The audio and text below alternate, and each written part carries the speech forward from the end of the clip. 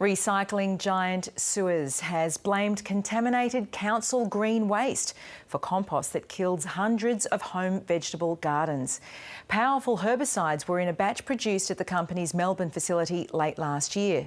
Suez says it's stepping up its testing program, but experts say the problem's been around for years and far wider controls need to be in place. Ben Knight has the story. Hundreds of home gardeners across Victoria and other parts of the country have been wondering for months what was killing their vegetable gardens. When the ABC reported last Sunday that suspicion had fallen on contaminated compost, one man knew exactly what was going on. It was déjà vu.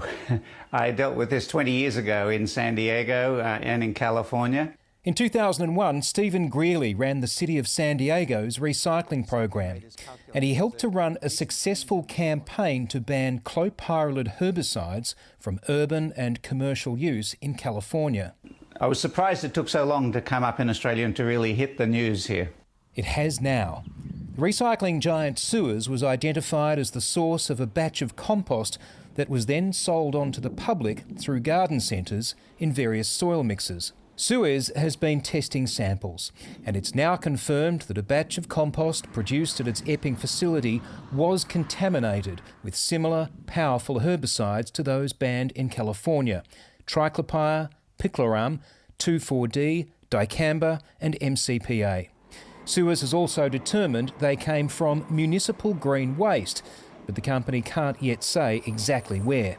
I really thought this is the worst case scenario. A lot of these chemicals are used in turf care for professional sports grounds, golf courses, but also in home lawn products as well. So if, let's just say, grass clippings are getting into, curbside green waste collection, then we're potentially talking about hundreds of thousands of source points. And it's unlikely this is the only time it's happened. The contaminated batch being investigated was produced in October, but the ABC has spoken with numerous gardeners whose patches were dying months, even years earlier. Nothing survived. Suez says it's increased its testing regime and hopes to be in a better position to reinforce its measures against unwanted additives once further analysis has been received. It's really not feasible for Suez or any operator to control it at their gate. It really needs to be done upstream from that, because this chemical could be coming from anywhere. And it can cause serious damage at levels as low as just 3 or 4 parts per billion, which makes these herbicides difficult and expensive to test for.